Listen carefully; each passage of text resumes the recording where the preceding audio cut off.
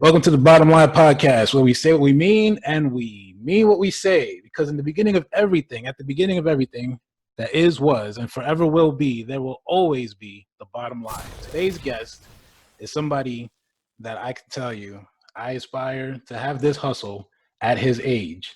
All right, because the hustle stays young with this guy. Today's guest is a multi-million-dollar realtor, owner of Keller Williams Realty Empire out in Bayridge, Brooklyn. My guest has started out in real estate, for you rookies out there, he started about 20 years ago, okay? So he's seen all kinds of changes, okay, with 20 years in the game. He also is started as an IT professional, helping agents sell property all over New York and specifically in Brooklyn. And I am excited to really have a bottom line conversation with our guest. Ladies and gentlemen, welcome Mr. Charles Olson to the Bottom Line Podcast. Welcome, Charles. Thank you very much. On and doing this with me. My pleasure. Thanks for having me. Looking forward to this. Yeah, how you been, man? How's everything going for you out there in the world? Still trying to make business, right? We got to survive one way or the other. Right. It started out in the beginning of the quarantine with making a lot of care calls. To current clients, past clients, sphere of influence, just making sure that, reaching out and making sure everybody's got what they need. If they need help with anything, there's any number of things that I could do. Matter of fact, I have a guy who I now consider a friend. He's a real estate agent for Keller Williams in Las Vegas. Okay. And he reached out to me because his mom couldn't get toilet paper back in the beginning. Really? And he goes to me, yeah, Charles, can you do me a favor? Can you buy some toilet paper for my mom and bring it over to her house over in Sheepshead Bay? And I said, sure. Don't worry about it. I have plenty in my house. So I brought it over to him or to his mom, I should say, because he's in Vegas. And he was just forever grateful. And there was such a little thing that I could do, right? That it was just great. This is somebody who's afraid to go out.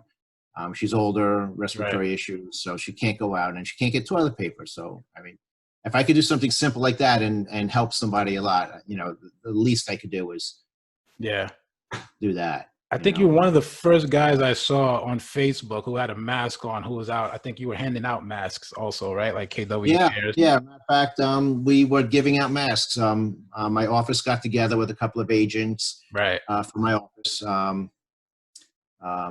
ARIA, the Asian real estate professionals, and we delivered dozens and dozens of face masks to senior living facilities, grocery stores, places that deal with the public. We were out giving masks to people. Yeah, raised the money and donated them all. The COVID, the KN95 mask.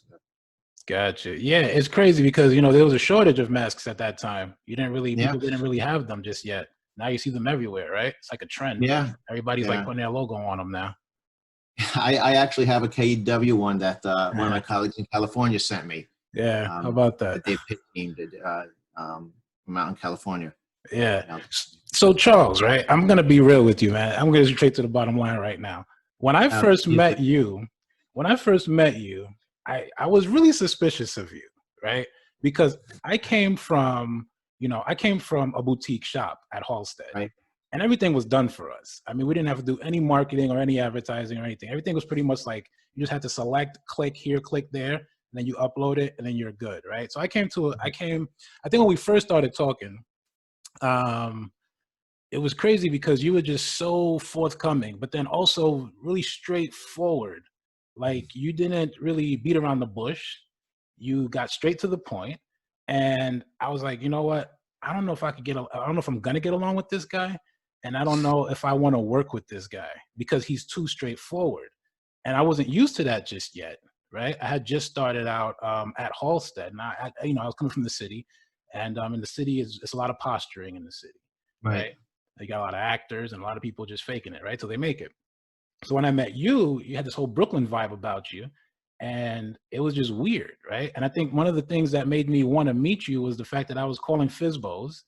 And when I was calling FSBOs, I would have like a real conversation with the owners. And they'd say, you sound great, but I'm going to give my listing to Charles Olson. And I think the first time I heard it, I was like, all right, I don't know who this Charles Olson guy is, but I bet you he's got nothing on me, right? And that was like the first time. Maybe the second or third time I looked you up. I looked you up and I saw, okay, this guy's got some listings. And I was just getting my feet wet in the multifamily space, right? And I was coming from condos and co-ops. And at the time, I had a co-op in Canarsie, a condo in Canarsie. I had it for about 5 and change, and Right. or maybe even less than that. It was probably like, yeah, I think it was like 450 or something like that. And it took me forever to get that one with Halstead. So I didn't want to let go of it. And I kept making calls to FISBOs, and more people were saying your name. So I think it came to a point where I was looking for some property for my aunt, and I spoke to one of the guys that was working on your team. And he gave me some details, and he said, you should really talk to, my team leader, which was you. And so I get on the phone with you, and the first thing you did was try to recruit me. That's the first thing you did. You're like, come into the office. I want to meet you in person. It's like you got a good head on your shoulders. Come into the office. And I procrastinated for as long as I could, because I was trying to sell my listing when I was with Halstead. I said, if I can get rid of this listing and I can make some money, then I'll come to you, right? And long story short, I had a bad interaction with somebody at Halstead. It didn't work out for me. It was a little bit different from what I was looking for. And so I came straight to you. And then I think what you said to me that made me feel like I could be comfortable at KW was, I'll give you a listing. We'll get you started right away. When can you start? What do you need? I'll help you all along the way. What do you need? You need help getting a listing? Don't worry about that one you have. I'll give you one to work on, right? And it was that kind of energy that made me feel like, all right, I need to like really put down, this, get off my horse and get down in the field, in the mud with this guy, because he's making it happen. And then after that, you walked away from me and you got right back on the phone. Yeah. I hope And it wasn't rude. No, not at all. It was just like, because you know what they tell you in the beginning. And this is, look, again, I'm coming from the city, right? So in the city, there's a lot of posturing, right? And I was at Platinum Properties. I was at Bond, okay? I was at City Habitats, and the phones are always ringing, but there are a lot of senior agents, and the young guys weren't getting a lot of business. We were running around in the streets. We were the foot of the operation. So for me to hear and they weren't giving anybody the game. They weren't giving anybody secrets of the trade. So for me to hear somebody at your stature say, I'll give you a listing, don't worry about the one you have, we'll train you up. It was the furthest thing for me, right? So that's what made me want to join the office. My question to you, right? What is it that made you want to get out of IT, sitting in behind the scenes helping agents, and jump into the game yourself? What made you do that? Oh, wow. That's a really great question. So I'll go back 20 years now, or even a little bit before that, back to 1999. Okay. Right. Year 2K issues. I was working for law firms at the time, and I decided I'm going to target my IT skills to the real estate industry, because I just found an industry that's very backwards when it came to technology. So that's what I did. And I got a job working as the chief technology officer for Barbara Corcoran at the Corcoran Group. Oh, wow. Okay. Greatest person I've ever worked for in my entire life. I absolutely Wow. love the woman. If she was to call me up today and said, Charles, I need a favor, I would drop everything and I would do it for her. Shark Tank. But You're talking about Barbara so, Corcoran from Shark Tank. yeah, talking about Barbara Corcoran from Shark Tank. Get Yeah. out. I didn't know that. Wow. So, so as a seasoned and competent IT professional, in order to deliver real estate information systems for the real estate agent, I had to learn the business. So I wasn't selling real estate, but I consider myself in the real estate industry. And I went out with agents on their pitches for listings, Okay. help with new development projects, really got to understand the business from the ground up. I was also a homeowner by that time. I wound up buying another property while I was first at Corcoran, and just really learned to like the real estate business. Fortunately, Barbara sold the company, and so at that point, it wasn't the same. I hung around Corcoran for a while, then went to Douglas Elliman as the chief technology officer, and I was at Corcoran for 5 years, Douglas Elliman for 4 years as the chief technology officer, and now we're getting up to about 2008, 2009. So all in the city, right? All in the city. All in the city, yeah. Right. And the IT industry really began to change. You had the dot-com bust go on. IT became a commodity item, right? It's okay. Everybody has it, everybody supports. So like, it was no longer, in my opinion, looked upon as as a real, Was it coming obsolete? it's a well looked upon job. It was just like, it was like you're the janitor, really, like my BlackBerry doesn't work, Right. it's your fault, Wow. my Okay. printer doesn't work, it's your fault, Yeah. just, I found myself no longer really being able to implement systems and just reacting to people's problems all day long, Gotcha. and I just became tired of the industry. And so I left real estate briefly, but during that time I missed it. And I went back into real estate as the chief operations officer at Fillmore Real Estate. Oh, wow. Um, Okay. yeah. And it was while there that they were approached to convert to a Keller Williams franchise. And as the operations officer, I researched the model. Okay. So I'm getting to the answer of your question, what made me decide to open up a business. So Right. I researched Keller Williams and what Keller Williams is all about. And I found a company that was just built for the agents and their clients and customers. And I just fell in love with the model and everything Keller Williams had to offer. And I looked to convince Fillmore Real Estate to convert to Keller Williams, and they didn't want to do it. And I said to myself, this is a great opportunity. And all my life, I've been looking for a business that I could own. Career worth having, a business worth owning, to lead a life worth living. Can you say that again, Charles? Charles, can you say that again? Because that's a jewel right there you dropped. Careers worth having, businesses worth owning, lives worth living, legacies worth leaving.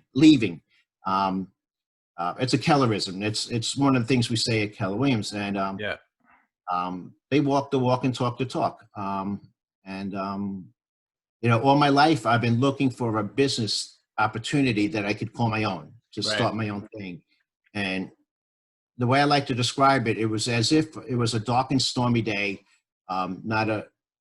all clouds and they're storming, but there was a break in the clouds and a ray of sun shone down, and it was shining on me. And it was as if God spoke to me and said, Charles, you've been asking all your life for the right business opportunity. Here it is. Are you going to take it?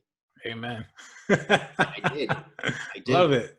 I researched Keller Williams. I went to their family reunion convention on my own dime. And said, I have to do this. And I put together the first group of people to open up the first Keller Williams office in Brooklyn.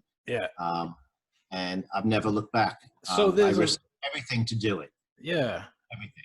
Yeah. I mean, I can imagine, right? Look, I'm thinking about me transitioning, little old me transitioning from, getting into a performance-based business, first of all, where it's purely commission is scary in itself. That's one risk. All right. So what I do, I like to run a SWOT with people, right?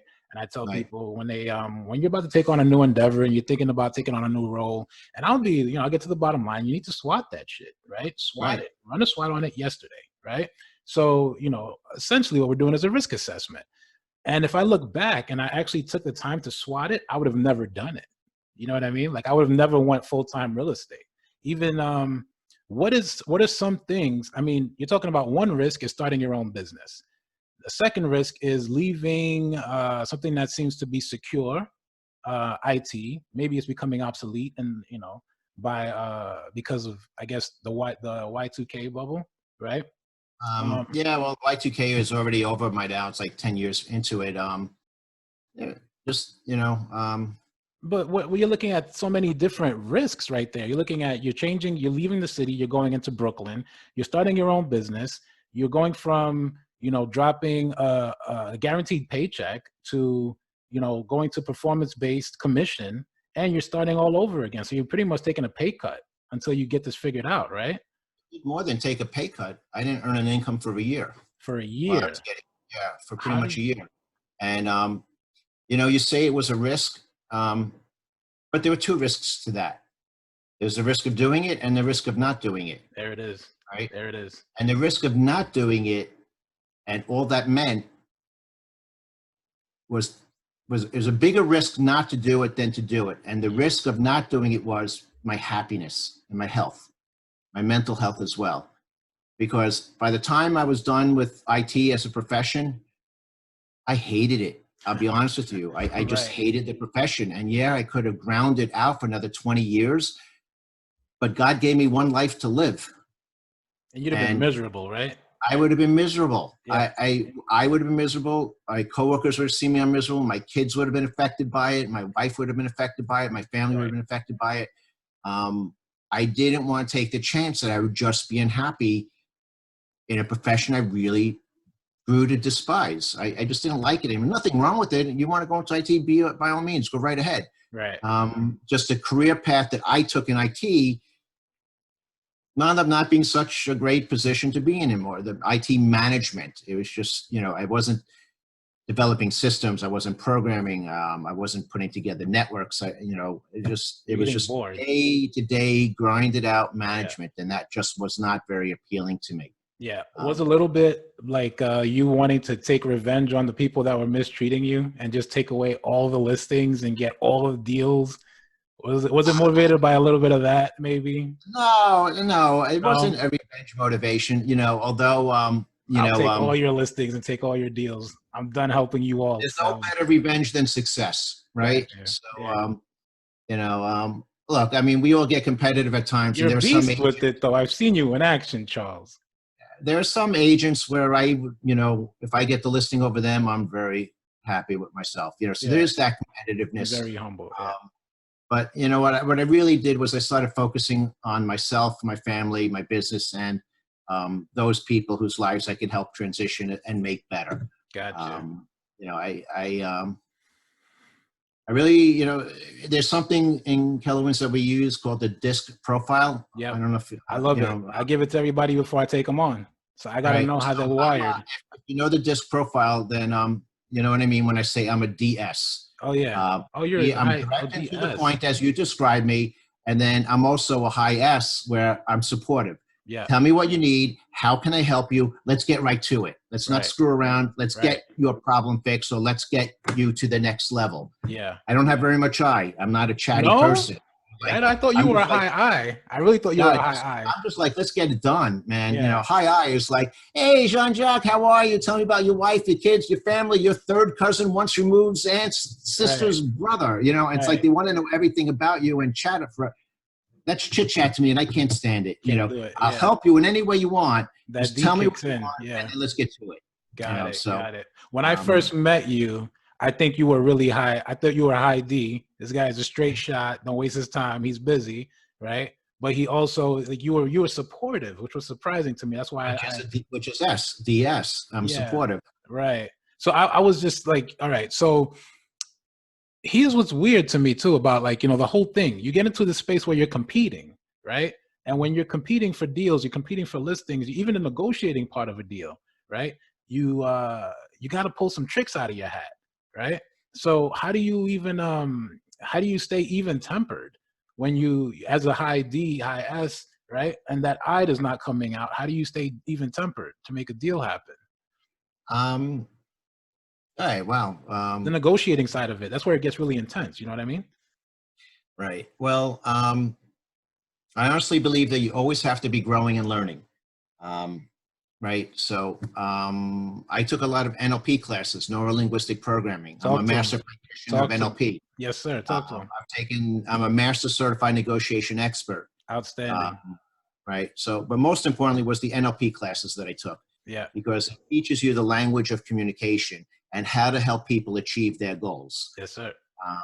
So I learned how to listen to what people are saying and then use language to get them to see how to accomplish their goal. There it is.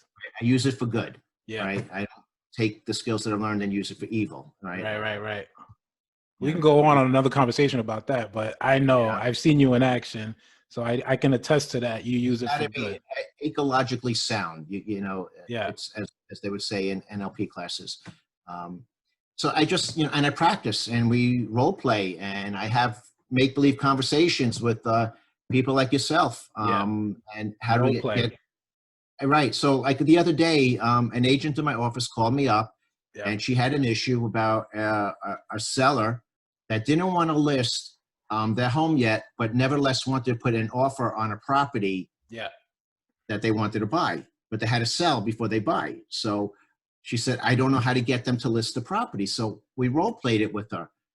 And you know, by the end of it, she understood exactly what she needed to say in order to get the seller to see the light as to why it's in their best interest to list before they go ahead and make an offer. Yeah, yeah. I've been in a few role playing sessions with you. They're helpful just to get you ready, like your mindset, just to get you at least calm and even tempered to have the conversation and just get rid of the anxiety behind having the conversation. Right. Role playing is key. Yeah. Role playing is key. You know, I was just going to say, it's practice. It's practicing your trade. To be a successful real estate agent, there are 5 jobs that you have to do. The 5 jobs are lead generation, Yep. follow up, going on appointments, negotiation, scripts, and role play. That's your practice. There it is. That the only 5 things you need to do. Everything else is someone else's job. That's where you got to get leverage. I mean, in the beginning, as a solo agent, you're going to do all this yourself until you get up to a certain number of transactions, and then you're going to hire your first admin and first leverage. So your admin does all your paperwork while you are out making phone calls. That's it. But the practice is key. Yeah. Script and role play, I might have said that last, but that's really first. Yeah. Think of a baseball player. You know, I think it was Derek Jeter who said, if I miss a day of practice, I notice my performance on the field. If I miss 2 days of practice, my teammates notice my performance on the field. And if I miss 3 days of practice, the fans in the stands notice my performance in the field. Same thing with a real estate agent. If I'm not practicing scripts and dialogues, practicing my trade, then, you know, when I make my cold calls or when I go on a listing appointment, I It'll might not show. get that listing. It'll show. Yeah.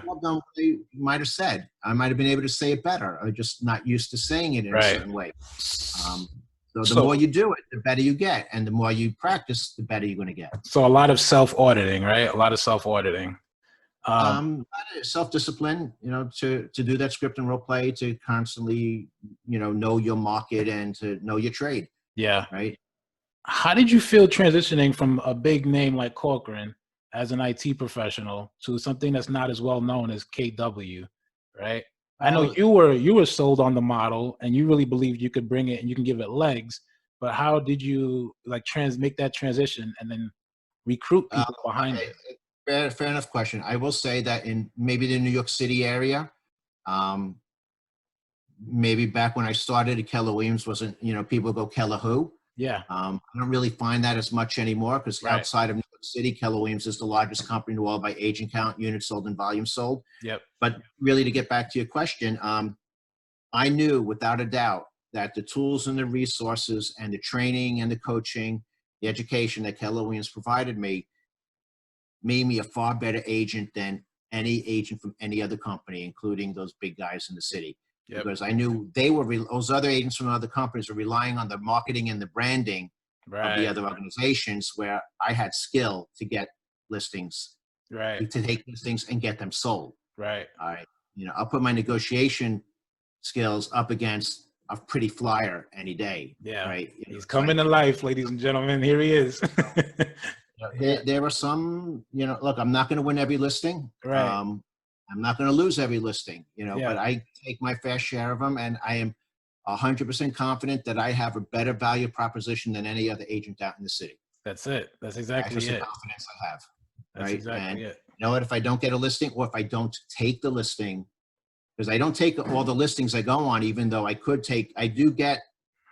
have the ability to take some listings that I walk away from. I'm not going to take a listing for an unreasonable seller with a too high of a price, or low motivation, or they don't want to pay a fair commission.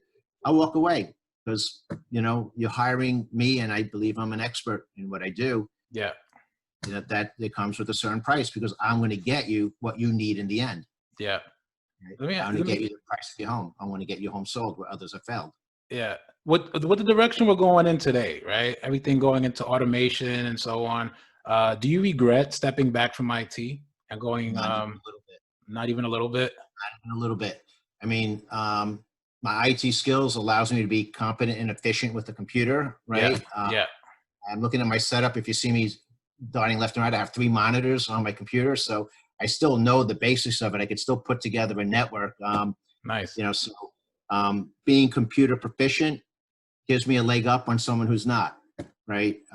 You know, like if I get a PDF and it needs to be edited, I know exactly what to do. You know, if I need to put together a flyer or something, I know exactly how to do. I'm comfortable at the computer. So that is, I pretty much believe in any profession, a skill, computer-based skills you need to have, right? Gotcha. I don't know how to begin to teach it. There's something that I grew up around, so I just naturally know it. You know? So I do see the technology being a challenge for, I don't want to say that they're of a certain age, because there's some highly technical people who are my age and baby older. boomers, yeah, baby boomers might have a little bit more. You know, it's a generic statement. I don't want to say all baby boomers, but a lot of older folks have trouble around the computer. That's where, okay, fine, your thing isn't the computer, so hire an admin, a young kid, to do your computer work. Leverage, right? You know, you think about it. You know, how much does a real estate agent make per hour? Right? You know, and where do they make their money? They don't make their money driving to and from the listing. They don't make their money entering the listing into the computer. They make their money when they pick up that phone call, get that appointment, and then meet that seller and take the listing. Right? And negotiate for listing. That's where started the trail to go several months down the road and get a closing to earn a commission. So let's go back a little bit, right? You mentioned you went a year without making any money when you first transitioned into real estate. You got a lot of people right now, you know, going on with COVID, and even before COVID happened, pre-COVID, you got people who were probably putting a little bit of time into their side hustle, and they weren't ready to, you know, jump off the fence and go all in on it. But then everything got closed down and they couldn't get to work. A lot of people got laid off before the PPP packet was prepared and all, right? And they're afraid of that, you know, taking that leap, you know what I mean? So how did you survive for that year? How did you make it? How did you pay your bills for that year? Rob Peter to pay Paul. I refinanced my house. I cashed out of a 401k plan, paid the tax penalties, and I had savings. You know, I had a year's worth of savings. And, you know, I cashed out of a 401k plan, which built for 20, 30 years working as an IT guy. You know, I pretty much was an IT guy right out of college in 1987, right up until 2012. Wow. Right. So, you know, what is that? That's 22, 25 years as an IT professional. I bought property in that time. You know, I did what my father taught me to do. Go to school, get a job, make money, earn a living, save for a future retirement, and so forth. Right. And that's what I did. But you know what? I didn't want to continue down the road of my father's footsteps. He was a career employee at Chase Bank, retired from it with a pension. Yeah. I don't know any company that really offers pension these days. You know, you maybe get a 401k plan with a matching contribution. Good luck getting but a you're pension. working for the man. You're working for somebody else. Once I opened up the business, I said to myself, I'm never working for somebody else again. Preach. Just preach. doing it. Preach, Charles. Preach. And, you know, look, how did I become successful in real estate? You burned your boat. You burned your boat. I burned my boat. You burned your boat. You could not have come up with a better analogy. I say it to people all day. Burn it. And said, we are burning the boats. You know, That's it. Burn the boats. You don't have a choice. You either survive here or you don't. It's exactly right. Yeah. That the analogy that you came up with is 100% right. I had no choice. Right. Man, I had no choice. I said, you know, you could hear, you know, in my voice now, I think I said, I gotta start to hustle, man. You know, you know, once the office doors opened up, right. You know, I was working on recruiting, getting the office and everything else. So the first 9 months of 2012 was just building the office. And then the office doors open. And, you know, we had a little bit of a rough start and the money wasn't coming in as I was hoping it would be. So I said, damn, I gotta start selling some real estate. That's it. So I started off with rentals. And you know what? I did exactly what the Keller Williams playbooks told me to do. Okay. And so they taught me the questions to ask, the things to do, and the places to go, and how to conduct myself.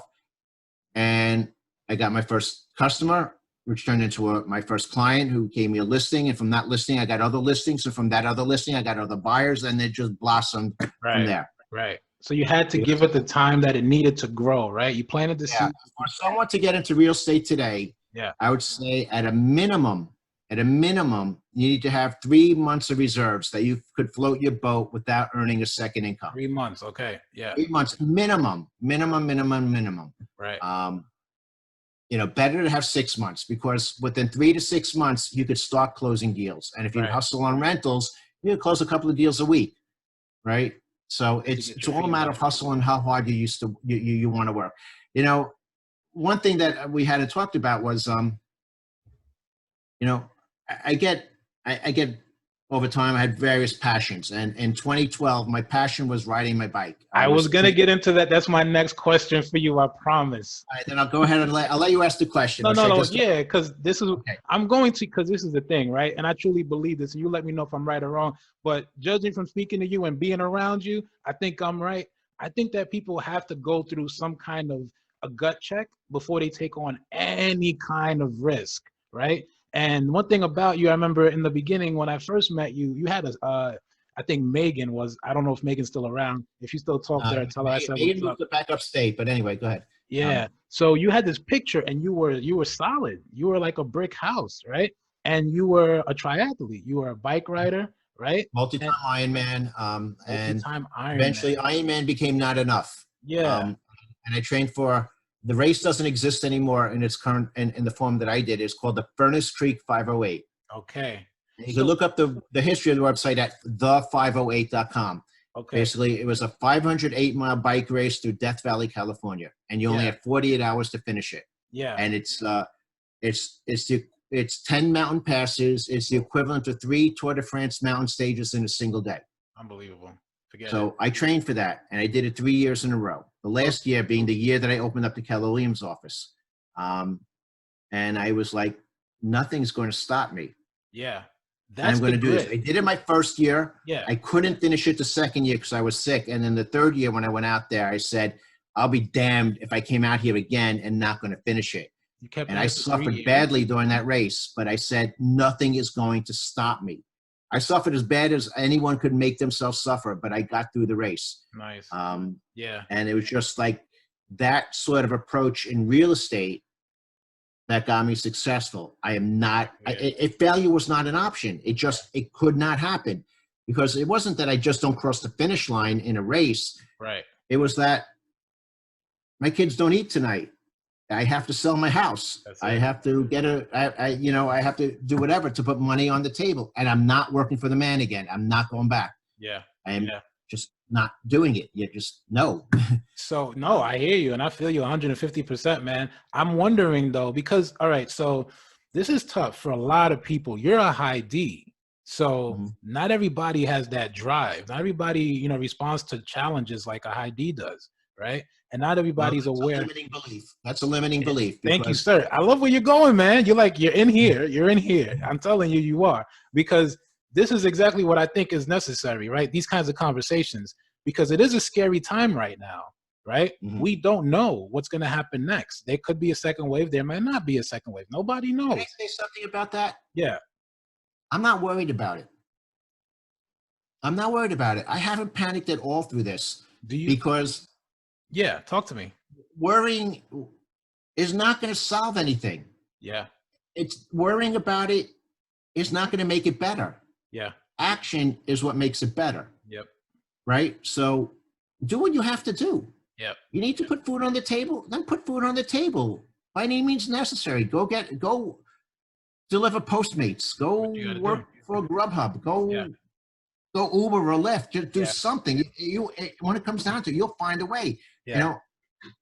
Instead of me doing one of those things, I picked up the phone and I called my sphere of influence and I make sure everybody that I know and care about is okay. Yeah. And they're grateful for that, because I'm seriously coming from contribution, asking, how can I help you? Right. And then people call me back in return and just say, hey, Charles, I need your advice. I'm thinking of selling my home, or I have a friend or cousin or relative that wants to buy a home. And I'm like, great, send them over. Tell me how I can help you, what you're looking for, what is it you want to accomplish, what's important to you. I solve those problems. So, just to peel it back one more layer, right? Do you think that what you learned from you being a triathlete, you doing the racing and everything, do you think that it minimized that length of time that you went without an income, that it made it seem like it wasn't so scary? because you survive more? Would you say that's a fair assessment? Yeah. I put my drive to completing that race Right, into my real estate business. right, Now, and so I went from training like 40 hours a week. I'm not kidding. I was on my bike over 40 hours a week, to working like 60, 70, 80 hours a week. brutal. My one regret, if I have a regret, is that I let my fitness slide. I mean, it came at a cost. It came Right, at a physical cost. right, I went from maybe 160 pounds solid bike rider, um, to currently today. I'm overweight and out of shape, but I've recently lost about 10, 15 pounds. congrats. Working with a Yeah, personal trainer who's keeping good. me accountable. I believe in coaches. Yeah, I have a coach for my to run the business. I have a coach for my team, my production business, and I have a coach for my physical fitness. I right. really believe in the value of coaching and a mentor or something like that. So Yep, me too. if you don't have a coach or a mentor, Yeah, absolutely get the one. coach should have a coach, is what I say. Your coach should Coach have a should have coach a too. coach. Yeah, So definitely. I'm sorry, I went off on a tangent. I'm not sure No, where no, I was no. going. Yeah, I love it, man. I love it. I love it because that's what people need to hear, man. People need to So hear that. so the regret. So I gained weight, and but I just focused. My one thing became the business and Yep. making a living and being successful at it. My one thing went from riding my bike across the desert to getting this business up and running. Now, to get, I cut myself a little bit of slack because when I finished that bike race in 2012, I was badly messed up, man. I had Yeah. a tear in my calf muscle, Oof. and I had another problem that I had to have surgery for. So I wasn't allowed to work out at all for about 6 months. Okay.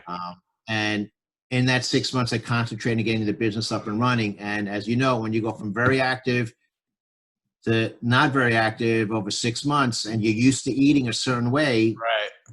I just Anything. gained a lot of weight really Yeah. quick. So that's a bit of a regret, but you know what? I still have a few years ahead of me, and I'm working on You're working on it now. Yeah. working on it now. I'm working Yeah. on it now. So let's talk about buying and selling right now. What do Okay. you, because you're out there, right? Like you've been in here 20 years, you've seen the game, you've seen what's been going on. I'm sure you have a lot of foresight that you can offer, right? So Right. what does it look like right now, buying and selling during these times? What do you suggest? What do you advise? You're talking about how do I see the market going, or how is it? Yeah. Was Okay. Let's be business more being conducted? specific, right? Right now, where do you see the market going? I mean, here's what I'm a little bit confused about. I'm not a stock guy, right? But I watch Right. Bloomberg first thing in the morning. I wait for opening bell. It kind of gives me a little bit of motivation, right? But it hasn't been the same since Okay. COVID happened. It doesn't feel like Yeah. an opening bell. All of a sudden, we got a good jobs report. I don't even know how that happened. I think it's all speculation. But then the stock market, NASDAQ, performs well, right? So I'm looking at different sectors. Tech probably looks good going forward, right? Zoom went up, Boeing went down. It's been going down before this happened, right? Right. Now the real estate market is something that I think that we can all. It's a hard asset, right? Right. So if anybody's putting any money into real estate right now, here's two things that I'm thinking. And you tell me if you're experiencing this where you're at, right? People are leaving the city to go to suburbia because of the air density and everything going on with COVID. They want more square footage, one. So I'm thinking the market is going to open up when it comes to multifamilies anywhere in Brooklyn. I'm also seeing that you have millennials that are looking for more stable housing and they're looking to get work in major cities. So anywhere in that area, do you see any activity? Do you see any hope for the future in real estate? I do. I do. Let's face it. People always need a place to live, right? And look, I can only really speak for New York City and specifically Brooklyn Yeah, let's talk marketplace. Brooklyn then. Yeah. New York City was hit particularly hard. Um, However, from various lead sources, I'm getting a lot of buyers coming in because one thing I know is for sure about New York City, um, it's an opportunistic society, right? People come here to make something. They Yeah. come here to be successful. They want to be in New York, and there are a lot of people thinking that people want to get out of the city now. Right. So and there's probably a lot of people saying, "I'm getting out of the city now." Right. So they'll leave, and there'll be people swooping right in to buy these properties up. Right. Um, and you know, the rental market, I think the recovery in New York will be led by the rental market, which will hopefully keep multifamily homes going.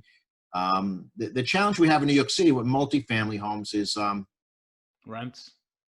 the rental stabilization laws that they're putting in effect, and the inability for they want to rent stabilize 2 and 3 family homes as well. Unbelievable. Right. Yeah. That's just, yeah. I mean, I'm sure there's people who are listening to this will say, well, that's a great idea. I can't think of a worse idea. Yeah. No. I don't Because how could you tell me as a homeowner, I can't raise my rent, yeah. or I can't only raise it a certain amount? Well, then Right. what happens if I need to do a repair, and the repair cost is far greater than any rent I could raise? You know, Right. it goes against the laws of inflation, man. Like, destroys the value of home ownership for a whole segment of people. right. It just it disincentizes landlords from repairing their buildings because it no longer makes financial sense to repair them. Right. And then buildings fall into greater and greater disrepair. They become worse and worse, and you'll see landlords walking away from buildings if it keeps going in the direction that, you know, it seems to be going up in Albany and in City Hall. Right. You know, but look, I don't have that crystal ball. I don't know what the future is going to bring. Yeah. You know, as long as they stay away from 2 and 3 family homes, I think the market will be strong and people will continue to move in here. Right. It's the 6 family and up that, you know, it'll be interesting to see what happens. Well, what does that mean for wages then, right? I can't hear you. What does that mean for wages then, right? You're muted. Can you hear me? No, not muted. I don't hear you. Is it this? No. Can you hear me? I can hear you now. Okay. What does that mean for wages though? Like when you're qualifying somebody for an apartment, is it still 40 times the annual? It's still 40 times the annual, right? And so what is that going to mean in the future though? You have bad credit, it's still 80 times the annual, 80 times the monthly rent for the guarantor. So what does that mean for the future if they're lowering? Like, what's your activity like right now in Brooklyn? Should people be focusing on rentals right now, or should people be focusing on sales? It depends. Look, my business is primarily sales, and I actually did my first rental in years, like earlier this week. Yeah. There's a lot of people looking for rentals right now. Sales, if you have today, I'm talking about June 11th, 2020. Yeah. Today, it's very hard to get a sale done in a house that is occupied, especially with tenants, because we're still in phase 1. We're not allowed to show. Right.